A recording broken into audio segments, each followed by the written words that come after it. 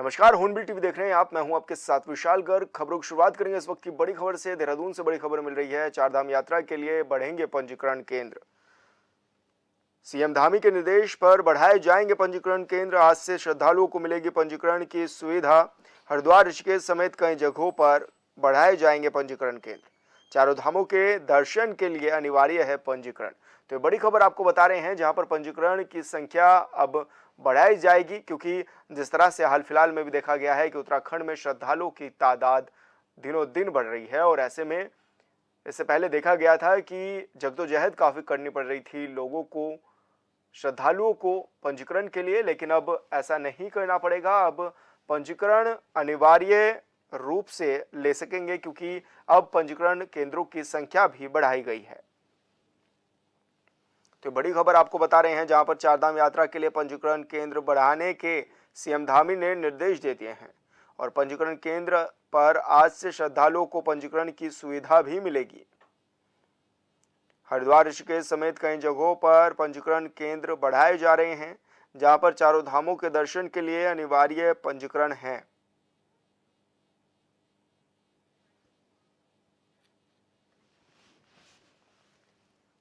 और संवाददाता अरुण सैनी हमारे साथ फोन लाइन पर जुड़ गए हैं। अरुण, क्या कुछ ज्यादा जानकारी मिल पा रही है? किस तरह से पंजीकरणों की संख्या बढ़ाई जाएगी केंद्रों की? और क्या माने, जिस तरह से तीर्थयात्री आ रहे हैं, जैसे पहले उन्हें परेशानियों का सामना करना पड़ा, अब ऐसा नहीं करना पड़ेगा? जी सर, बिल्कुल देखिए, चारधाम यात्रा में देश विदेश से श्रद्धालु उत्तराखंड पहुंचते हैं और ऐसे में बड़ी संख्या में श्रद्धालु यहाँ पहुंचते हैं। और ऐसे में पिछले साल के मुकाबले इस वक्त भी जो अनुमान जताया जा रहा है कि काफी अधिक संख्या में श्रद्धालु जो है वो यात्रा करेंगे। अभी तक की बात की जाए तो करीब 33 लाख से अधिक श्रद्धालु वो चारों धामों के दर्शन कर चुके हैं। और ऐसे में मानसून सीजन अब 15 सितंबर तक समाप्त हो जाएगा, तो उसके बाद जय यात्रा में गति आएगी। तो ऐसे में और भी अधिक संख्या जो है वो बढ़ने का अनुमान जताया जा रहा है। इसी को देखते हुए अब मुख्यमंत्री पुष्कर सिंह धामी के निर्देश पर पंजीकरण केंद्र बढ़ाए जाएंगे। ऋषिकेश, हरिद्वार में जो है ये पंजीकरण केंद्र बढ़ाए जाएंगे, जिससे कि जो श्रद्धालु आएंगे अभी किसी भी प्रकार की कोई दिक्कत परेशानी का सामना न करना पड़े।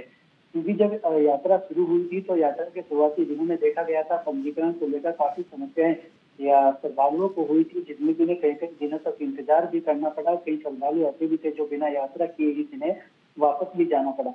तो ऐसे में अब इस तरीके की परेशानी किसी भी श्रद्धालु को ना हो, तो ऐसे में इस तरीके का फैसला लिया गया है और पंजीकरण केंद्र बढ़ाए गए हैं। और ऐसे में क्योंकि पंजीकरण भी अनिवार्य है, बिना पंजीकरण किए चारों धामों में यात्रा कोई भी श्रद्धालु जो नहीं कर सकता, तो ऐसे में उनको देखते हुए ये फैसला लिया गया है। और जहाँ वो पंजीकरण केंद्र बढ़ाए जाएंगे और ऐसे में से जो श्रद्धालु पहुंचेंगे यहाँ पर उन्हें भी काफी फायदा होगा, वो भी आसानी से पंजीकरण जो है वो करा सकेंगे। अरुण, क्योंकि ये भी देखा गया है कि जो यात्रा मार्ग है वहां पर जगह जगह भूस्खलन जैसी समस्याएं भी अक्सर आती हैं। तो ऐसे में शासन प्रशासन की ओर से क्या कुछ तैयारियां भी की गई हैं, ताकि जब तीर्थयात्री आए तो उनको इस समस्या से भी जूझना ना पड़े? जी सर, देखिए, उत्तराखंड विषम भौगोलिक परिस्थिति वाला प्रदेश है और ऐसे में जगह जगह पर इस तरीके की घटनाएं जो है वो देखने को मिलती है। खासतौर पर बरसाती सीजन में जो है काफी ज्यादा इस तरीके की मुसीबतें जो है पहाड़ी क्षेत्रों में वो देखने को मिलती है। ऐसे में कई जगहों पर मार्ग भी बाधित जो है वो हुए थे, जिस तरीके से मानसून सीजन के अभी तक की बात की जाए। हालांकि सभी मार्ग जो चारधाम यात्रा से संबंधित मार्ग हैं उनको सुचारू रूप से चलाने का काम जो कर दिया गया है। और ऐसे में जहाँ कहीं मुद्दा आने की भी संभावना है, वहाँ पर मशीनें लगाई गई हैं। पहले से ही जो है पूरे पुख्ता इंतजाम किए गए हैं ताकि किसी भी प्रकार की कोई दिक्कत ऐसी ना हो। और सुरक्षा बलों की भी तैनाती लगातार की गई है और 24 घंटे लठमोड़ पर यात्रा में सभी अधिकारियों को, जो यात्रा से संबंधित विभाग या अधिकारी है, उन्हें लठमोड़ पर रहने के निर्देश मुख्यमंत्री पुष्कर सिंह धामी द्वारा दिए गए हैं। तो क्या माने, अब जब तीर्थयात्री आएंगे तो उनको इस बार बेहतर सुविधाएं भी मिल सकेंगी? और अब तीर्थयात्रियों की संख्या में किस तरह से इजाफा भी देखा जा रहा है, अरुण? जी सर, बिल्कुल देखिए, क्योंकि यात्रा जिस तरीके से शुरुआती दिनों से शुरू हुई थी उसमें कई दिक्कतें यात्रियों को आई, कई के प्रकार की जो है दिक्कतों का सामना नहीं करना पड़ा। तो ऐसे में अब कोई परेशानी तीर्थ यात्रियों को ना हो, इसके लिए तमाम व्यवस्थाएं की जा रही है। ऐसे में ये जो व्यवस्थाओं के दावे भी शासन प्रशासन के द्वारा किए जा रहे हैं। ऐसे में जब यात्रा में तेज गति आएगी उस वक्त ये जो दावे किए जा रहे हैं कितने सटीक बैठते हैं ये भी देखने वाली बात होगी। लेकिन लगातार जो है तीर्थयात्रियों की संख्या में साल दर साल इजाफा हो रहा है और इस बार भी ये अनुमान लगाया जा रहा है कि जो संख्या है, क्योंकि पिछले वर्ष की बात की जाए तो 54 लाख से अधिक श्रद्धालु जो है वो दर्शन करने के लिए पहुंचे थे। 54 लाख से अधिक श्रद्धालु ने दर्शन किए थे और ऐसे में इस बार ये अनुमान लगाया जा रहा है कि 60 लाख के पास जो है यात्रा में श्रद्धालुओं की संख्या जो है वो हो सकती है। तो ऐसे में इस बार जो पिछले वर्ष का रिकॉर्ड था वो टूटता है या नहीं, कितने बड़ी संख्या में श्रद्धालु अभी पहुंचते हैं, ये भी जो है वो देखने वाली बात है। बिल्कुल अरुण, बहुत बहुत शुक्रिया आपका तमाम जानकारी साझा करने के लिए। कैबिनेट मंत्री प्रेमचंद अग्रवाल उत्तरकाशी दौरे पर पहुंचे हुए हैं, जहां पर उन्होंने भूस्खलन प्रभावित क्षेत्रों का निरीक्षण भी किया है। इस दौरान उन्होंने कहा है कि भूस्खलन के उपचार और आबादी वाले क्षेत्र की सुरक्षा के लिए सरकार विशेषज्ञों के परामर्श के अनुसार हर संभव कदम उठाएगी। साथ ही उन्होंने कहा है कि भूस्खलन का मलबा और पहाड़ी से गिरने वाले पत्थर आबादी वाले क्षेत्र की ओर न बढ़े, इसके लिए भी विशेषज्ञ संगठनों की राय से कार्य किए जाएंगे।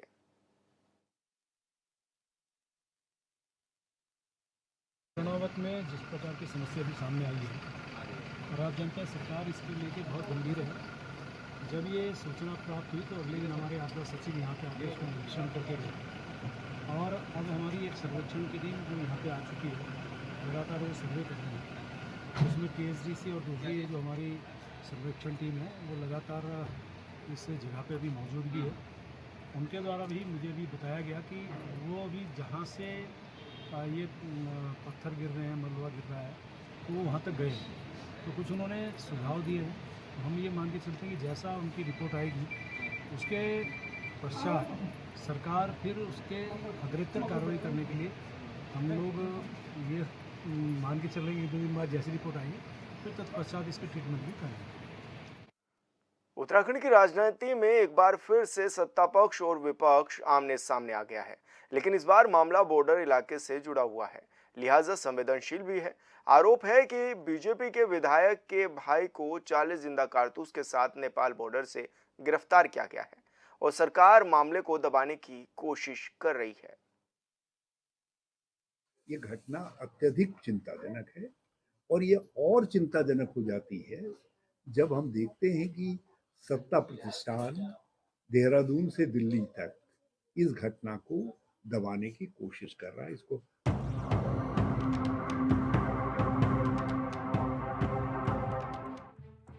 उत्तराखंड के पूर्व सीएम हरीश रावत का आरोप बड़ा गंभीर है। मामला बॉर्डर इलाके की सुरक्षा से जुड़ा हुआ है, लिहाजा विपक्ष ने साफ शब्दों में कह दिया है कि मामले की जानकारी जुटाई जा रही है। ज्यादा जानकारी के साथ प्रदेश के राज्यपाल से मुलाकात कर अपनी बात रखेंगे। आरोप है कि बनबसा में एसएसपी ने चेकिंग के दौरान अवैध सामान और 40 कारतूस के साथ 2 लोगों से पूछताछ की। कहा जा रहा है कि पूछताछ में शामिल 2 लोगों में एक रानीखेत से बीजेपी विधायक के भाई हैं। बनबसा के पास में लगता हुआ नेपाल के बॉर्डर पर एसएसपी ने 2 लोगों को जीवित कारतूस के साथ पकड़ा है। वो नेपाल जा रहे हैं और इसलिए हमने आज आपके माध्यम से हम राज्य के लोगों के सम्मुख जा रहे हैं और आवश्यकता पड़ी और तथ्य इकट्ठा करके हम महामहिम राज्यपाल के पास भी जाएंगे और आंतरिक सुरक्षा से जुड़े हुए इस मामले को और राज्य के ओवरऑल राजनीतिक सामाजिक परिवेश के लिए चिंताजनक इस मामले पर हम उनके सामने इन बातों को रखेंगे। दरअसल खबर है कि रानीखेत से बीजेपी विधायक प्रमोद नैनवाल के भाई सतीश नैनवाल और उनके ड्राइवर को बनबसा के पास से जिंदा कारतूस के साथ पकड़ा गया। इसी को लेकर उत्तराखंड कांग्रेस के वरिष्ठ नेता पूर्व मुख्यमंत्री हरीश रावत ने प्रेस कॉन्फ्रेंस करते हुए कहा कि बनबसा में सत्ता पक्ष के लोग जिंदा कारतूस के साथ गिरफ्तार हुए हैं, लेकिन प्रदेश सरकार और केंद्र की सरकार मामले को दबाने की कोशिश कर रही है। उनका कहना है कि नेपाल के बॉर्डर से लगे जिलों में पहले भी इस बात की चिंता थी कि बॉर्डर पर कुछ अवैध गतिविधियां हो रही हैं और अब प्रमाण मिल गया है कि इन गतिविधियों में कौन शामिल है। जो निकट के जिले हैं उन्होंने कभी हमारे लगे हुए जिलों की प्रशासन से ये कहा था कि कुछ ऐसी गतिविधियां हो रही हैं जो चिंता का विषय है। नेपाल से हमारे संबंधों की संवेदनशीलता को देखते हुए और इस क्षेत्र के अंदर माओवाद के पुराने इतिहास को देखते हुए ये घटना अत्यधिक चिंताजनक है। और ये और चिंताजनक हो जाती है जब हम देखते हैं कि सत्ता प्रतिष्ठान देहरादून से दिल्ली तक इस घटना को दबाने की कोशिश कर रहा है, इसको हसप करने की कोशिश कर रहा है। इधर भाई की गिरफ्तारी के बाद रानीखेत से बीजेपी विधायक प्रमोद नैनवाल का कहना है कि मेरा भाई परिवार के साथ अलग रहता है और कारोबार भी अलग है। उन्होंने कहा कि उनके पास लाइसेंसी पिस्टल है, लिहाजा कारतूस के मामले में उनसे पूछताछ की गई है। विधायक का दावा है कि पूछताछ और पेपर देखने के लिए उन्हें छोड़ा गया है। विधायक ने बताया कि लेबर जाने के लिए वो जा रहा था और जल्दबाजी में कारतूस बैग में रख दिए। नहीं, गिरफ्तार किया, उसको पूछताछ के लिए रोका था उसको। गिरफ्तार कहना तो मैं उसको ठीक नहीं समझूंगा, चूँकि मुझे आज पोर्टल से पता चला, मैंने समाचार पत्रों में देखा कि कोई ऐसी इस टाइप का चल रहा है कि वो पिस्टल की कुछ कॉटेज वहाँ पर मिली है उनके बैग की जेब से। तो सबसे पहले मैं आपको बताना चाहता हूँ कि जो मेरा भाई है अपने परिवार के साथ मेरे से अलग रहता है और उसका कारोबार भी बिल्कुल अलग है। जहाँ चूँकि मेरा वो भाई है, अब वो छींटे तो कहीं ना कहीं हम पर ही पड़ते हैं उसका। तो कल जब मैंने मालूम किया, चूँकि उसका लाइसेंस रिवाल्वर है और उसने कल चूँकि वो लेबर लाने के लिए बनबसा और तमाम उधमसिंह नगर सब जाते रहता है, तो लेबर लाने के लिए जब वो जा रहा था तो जल्दीबाजी में अपना उसका बैग, जो उसका बैग था, बैग की जेब से वो पिस्टल की, जो उसके लाइसेंसी रिवॉल्वर की पिस्टल की गोलियां थी, वो बैग बाहर की जेब में निकालना भूल गया। और चूँकि अब उसे पता नहीं था कि इसमें पिस्टल की गोलियां रह गई हैं, तो एसएसबी ने चेकिंग के दौरान उनको रोका पूछताछ के लिए। और जब पुलिस भी उन्होंने बुलाई, उन्होंने ओरिजिनल कागज़ सब देखे, तो उसके बाद उनको रिलीज कर दिया। इसमें कल रात सूचना मिली थी कि एसएसबी चेक पोस्ट में एक्सरे मशीन में कुछ जिंदा कारतूस पकड़े गए। उसके बाद एसएसबी ने इसमें फ़र्क बना के हमारे पास सुपुर्दगी की थी जिंदा कारतूस में अभियुक्त। उसमें पुलिस ने मुकदमा पंजीकृत किया हुआ है और आगे की वैधानिक कार्रवाई जारी है। मामला अंतर्राष्ट्रीय बॉर्डर का है, लिहाजा इस मामले में विपक्ष तेवर में है और सरकार पर आरोपों की झड़ी लगा रहा है। हरीश रावत के आरोपों पर जवाब देते हुए बीजेपी प्रदेश प्रवक्ता कमलेश रमन का कहना है कि हरीश रावत पहले अपने कार्यकाल को याद करें, उनके कार्यकाल में इससे भी जघन्य अपराध हुए हैं। कमलेश रमन का कहना है कि यह कानूनी प्रक्रिया है, लेकिन कांग्रेस के पास राजनीति करने के लिए कोई मुद्दा नहीं रह गया। कांग्रेस बात बात पर सत्ता पक्ष को बदनाम करने का प्रयास करती है। इससे स्पष्ट है कि कांग्रेस किस प्रकार की ओछी राजनीति करती है। देखिए, माननीय हरीश रावत जी बहुत ही वरिष्ठ हैं, लेकिन जब अगर वो किसी पर आरोप लगा रहे हैं, एक उंगली अगर वो सरकार की तरफ उठा रहे तो 3 उंगली उनकी तरफ भी मुझे लगता है कि उठती है, क्योंकि उनके कार्यकाल में भी ऐसे ऐसे बड़े बड़े काम हुए हैं। लेकिन जो ये प्रकरण हुआ है, आप जिस तरीके से बता रहे हैं कि वहाँ पर इस तरीके का प्रकरण हुआ है, तो ये एक कानूनी प्रक्रिया है और कानूनी प्रक्रिया में जाँच चल रही है और उस जाँच में अगर दोषी होगा तो जेल की सलाखों के पीछे जाएगा। तो मुझे लगता है कि कांग्रेस को राजनीतिक रोटियाँ सेकना बंद करना चाहिए। हर मुद्दे पर कांग्रेस जो है राजनीति करने के लिए खड़ी हो जाती है और सत्ता पक्ष को बदनाम करने की कोशिश करती है, तो उन्हें कोई भी अवसर ऐसा जनता नहीं दे रही है कि वो कहीं से चुनाव जीतने जा रहे हैं। तो मुझे लगता है कि क्योंकि बहुत वरिष्ठ हैं, आरोप लगाने से पहले अपने किए गए जो पिछले जो कार्यकाल था उनका, उस पर भी अगर ध्यान दें तो ज्यादा बेहतर होगा। रानीखेत के विधायक के पास लाइसेंसी पिस्टल है, ऐसे में 40 कारतूस पिस्टल में ही या फिर वाकई में विधायक के भाई कारतूस की तस्करी कर रहे थे, ये बड़ा सवाल है। Bureau report, hornbill TV.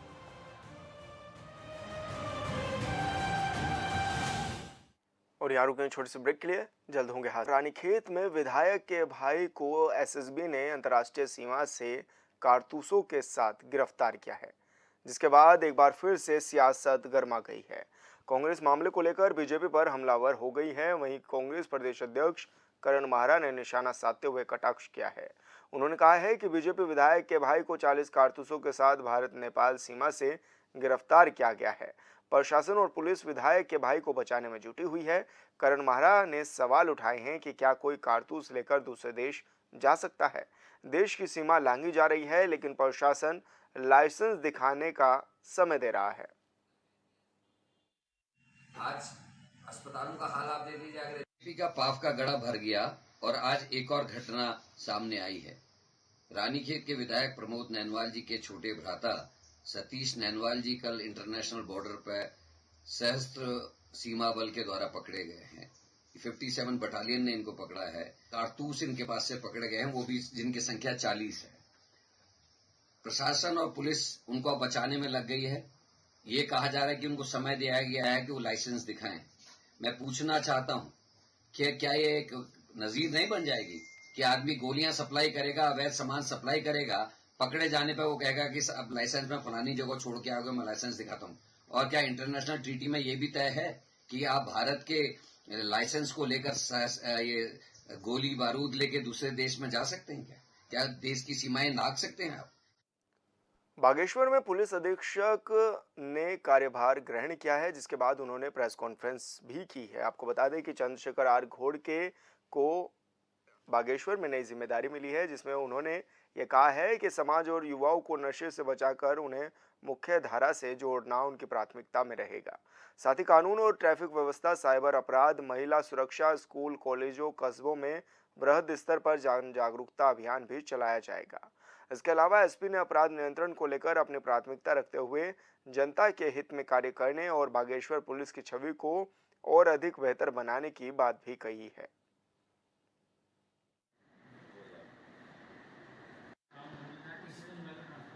Police अधीक्षक बागेश्वर के तौर पे यहाँ पे चार्ज लिया है।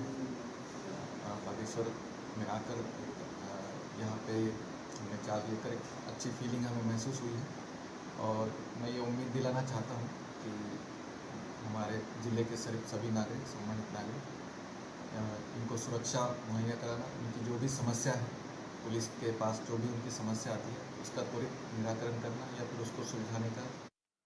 हरिद्वार के नवनियुक्त जिला अधिकारी ने कार्यभार ग्रहण कर लिया है। इसके बाद उन्होंने निरीक्षण भी किया है। आपको बता दें कि जिला अधिकारी कर्मेंद्र ने जिला कार्यालय स्थित अलग अलग कार्यालयों और पटलों का निरीक्षण किया है।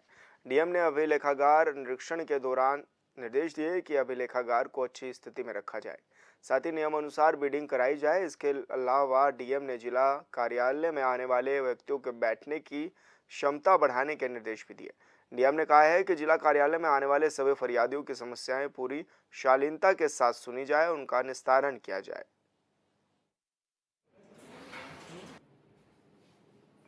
नहीं, आज कलेक्ट्रेट के डिफरेंट पटलों का जो है निरीक्षण किया गया है, कार्यालय का निरीक्षण किया गया है और जो भी हमारे कार्यालय में जो स्टाफ है, जो अधिकारी बैठते हैं, इन सभी को कड़े निर्देश दिए गए हैं कि आम पब्लिक के साथ सारी संवेदनशीलता का व्यवहार करें।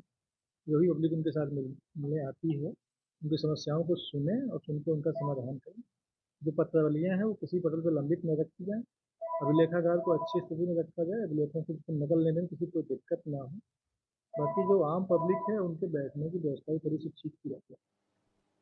हरिद्वार में अंबेडकर इंटर कॉलेज की ओर जाने वाले रास्ते पर पूरी तरह से जलभराव की स्थिति बनी हुई है, जिस कारण स्कूली बच्चों को काफी परेशानियों का सामना भी अब करना पड़ रहा है।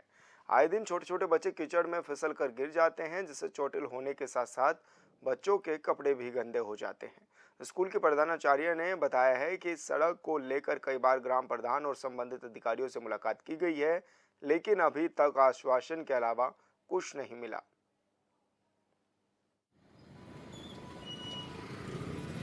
ये अभी गंगीपुर में जो पानी की समस्या का एक स्टेटस अभी पता लगा है आपके माध्यम से। इसमें अभी एडीओ पंचायत जो पंचायत राज विभाग के देखते हैं, उनको मेरे द्वारा निर्देशित किया गया कि इसमें तत्काल वो स्थल पर जाकर स्वयं एक जांच करें और जांच की रिपोर्ट भी करें। साथ ही साथ वो ये भी देखेंगे कि जो पानी इसमें बह रहा है उसका कहाँ पे हम लोग पानी की निकासी कर सकते हैं, जिससे कि उसका स्थायी समाधान किया जा सके। तो इसमें जो सेक्रेटरी हो गए, आपने सही कहा है कि उनको इसकी जानकारी होनी चाहिए, पर उन्होंने इसकी जानकारी यहाँ तक कार्यालय तक नहीं लाया।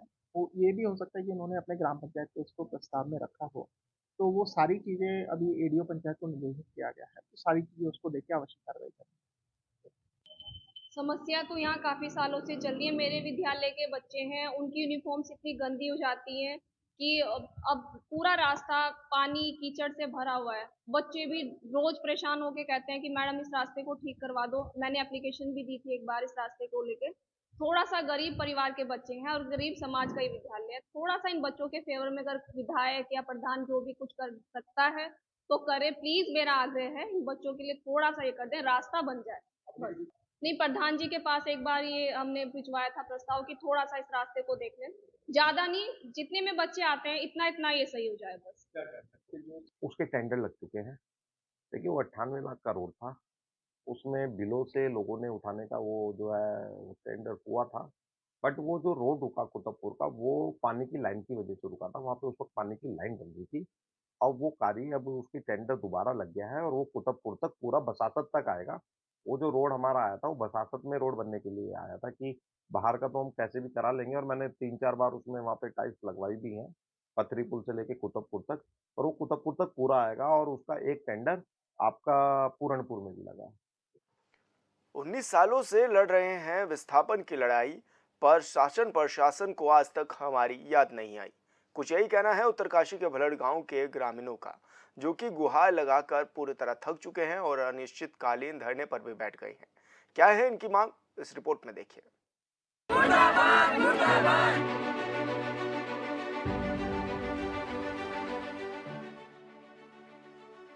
उत्तराखंड की टिहरी स्थित एशिया की सबसे बड़ी टिहरी झील किनारे बसे ग्राम सभा भल्ड के ग्रामीणों में सरकार के प्रति भारी आक्रोश है। मुर्दाबाद, मुर्दाबाद, मुर्दाबाद, डीसी मुर्दाबाद, मुर्दाबाद, मुर्दाबाद, जो कहीं से गलत नहीं है।